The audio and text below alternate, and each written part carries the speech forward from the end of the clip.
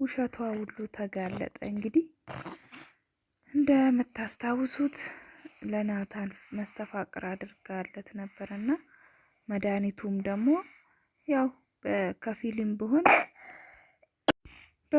ቢሆን እንግዲህ እየሰራ ነበረ። ናታን ራሱን ሙሉ ለሙሉ ባይሆንም ራሱን እንትን ብሎ ነበረና ነገሮችን ረስቶ ነበረ።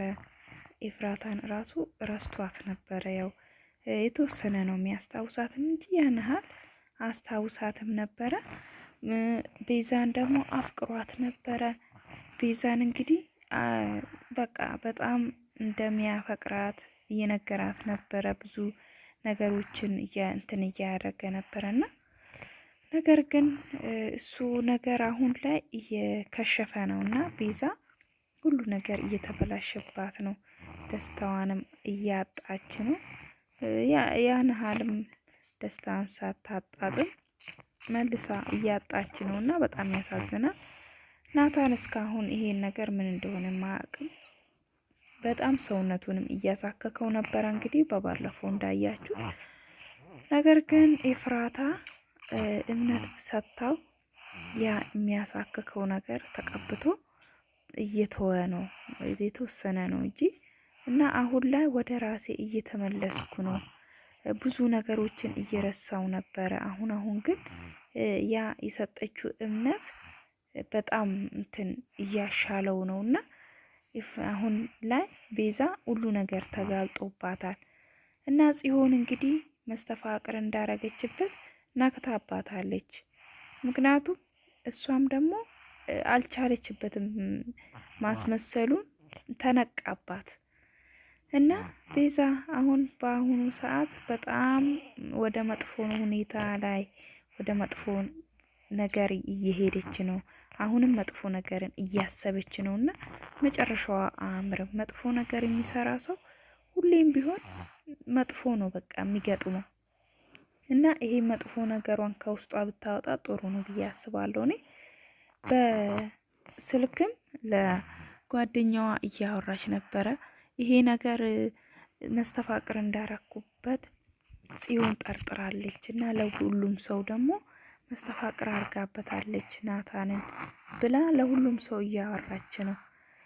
ይሄ ነገር አሁኑኑ እንዲከሽፍ ካላደረኩኝ ጥሩ አይደለም ብላ ስታወራ እንግዲህ ገኒ ቆማ እያዳመጠቻት ነበረ እና ተይዛለች። እጅ ከፍንጅ ነው የተያዘችው። ገኒ እንዴት በሰይጣን መንገድ ትሄጃለሽ? እንዴት የሰይጣንን ስራ እንደዚህ ትሰሪያለሽ?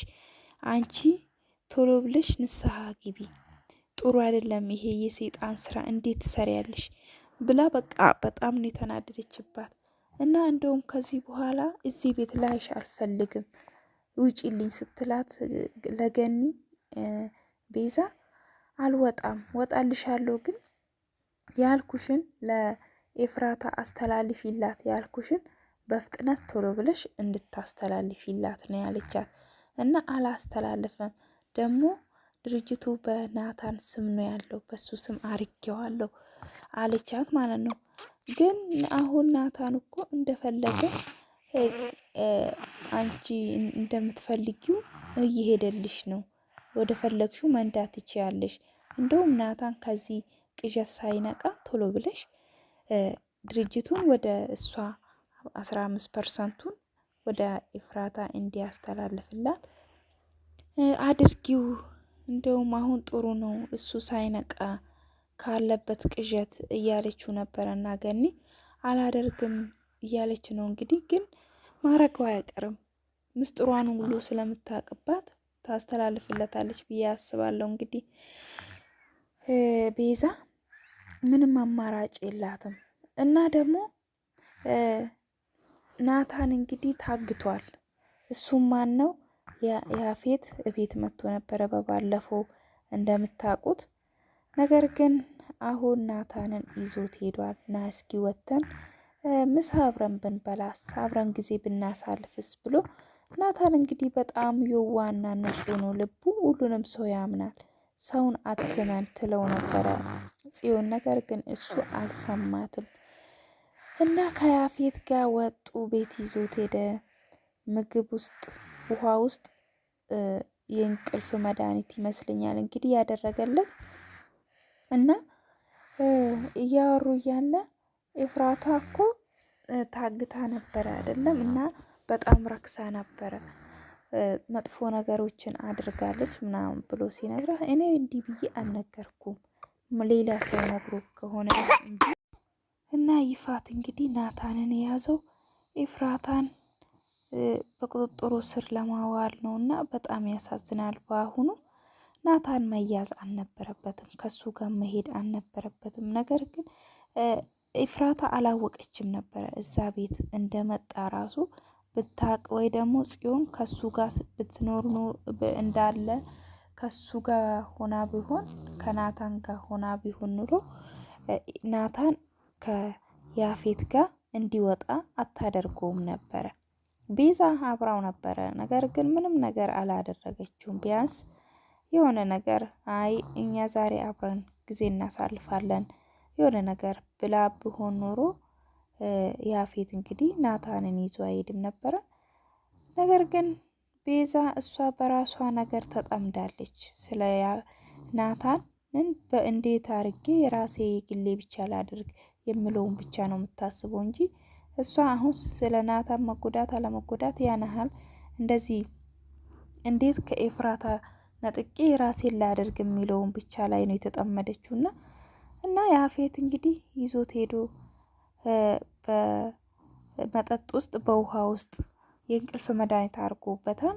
አሁን ራሱ ስቷል። እንግዲህ ናታን መኪና ውስጥ አስገብቶታል እና ለኤፍራታ ደውሎላት እንግዲህ ብቻሽን ነይ አለበለዛ ግን ናታንን አታገኙም እያላት እያስፈራራት ነው እና በጣም ያሳዝናል። እንግዲህ ናታን በመያዙ አሁን ምን ይሆኑ ይሁን? በጣም ደስታ እያጡ ነው። በዚህ በኩል አንዱን ችግር አለፍኩ ካለ ስትል አንዱ ችግር ያጋጥማታል እና ኤፍራታ በጣም ያሳዝናል። የሷ ህይወት እውነት ለመናገር አሁን ተመልሳ ወደዛ ህይወት ይመልሳት ይሁን? ምን እንደሚያደርጋት አይታወቅም። እንግዲህ ጽዮንን አታላ ነው እንግዲህ ካርድ ግዢልኝ እስኪ ስልኬ ካርድ የለውም ብላ ነው ጽዮን ካጠገቧ እንድትሄድ አድርጋ ወደ ያፌት ልትሄድ ነውና ይሄ በጣም አስፈሪ ነው እውነት ለመናገር። በቀጣይ እንግዲህ ምን እንደሚፈጠር እስኪ በጉጉት እንጠብቃለን። በጣም ያሳዝናል እውነት ለመናገር። እንግዲህ ሄዳለች ኤፍራታ ናታንን ለማዳን ምንም ነገር ታደርጋለች። አንዱን ችግር ስታልፍ ወደ አንዱ ችግር ያጋጥማታል እና በጣም ያሳዝናል እነሱ ህይወት። መጨረሻ ላይ ግን ያሸንፋሉ ብዬ አስባለሁ። ይሄ ሁሉ መከራ አልፎ ይህን ሁሉ መከራ አልፎ አንድ ላይ ሆኖ ደስተኛ ይሆናሉ ብዬ አስባለሁ። ምክንያቱም ፈተና የበዛበት ህይወት መጨረሻው ያምራል ብዬ አስባለሁ እና በጣም ያሳዝናል። በአሁኑ ክፍል ሄዳለች እንግዲህ ኤፍራታ ናታንን ለማዳን ስትል ጽዮንም አብራ ካልሄድኩ እያለች ነበረ፣ ወይ ለፖሊስ እንደውል ብላ ነበረ። ግን ኤፍራታ ግን ናታንን ለማዳን ምንም ነገር ስለምታደርግ ጽዮንን አታላ ነው እንግዲህ ያመለጠችው። ያፌት በጣም መጥፎና ክፉ ነው እንግዲህ በጣም ክፉ ሰው ነው እና ምን እንደሚያደርጋቸው አይታወቅም። ይገላቸዋል ብዬ አላስብም፣ ግን ያሰቃያቸዋል። የሆነ ነገር ተፈጥሮ ከሱ እጅ ያመልጣሉ ብዬ አስባለሁ። ያፌት እስካልታሰረ ድረስ በጣም መጥፎ ሁኔታ ላይ ናቸው። ምክንያቱም እሱ መቼም ቢሆን ውጪ ላይ እያለ እነሱን እንዲሁ በነፃ አይለቃቸውም ሳያሰቃያቸው። እሱ መታሰር አለባት። ሉሊትም እንግዲህ ነይ ቶሎ ፈልግሻለሁ ስትላት ኤፍራታ መታ ነበረ። ነገር ግን ኤፍራታ በናታን ጉዳይ ተጠምዳ ስለነበረ ሉሊትንም አላስታወሰቻትም። ውዶችዬ ላይክ፣ ሰብስክራይብ በማድረግ ቤተሰብ ይሁኑ። በቀጣይ ደግሞ እስከምንገናኝ ቻው።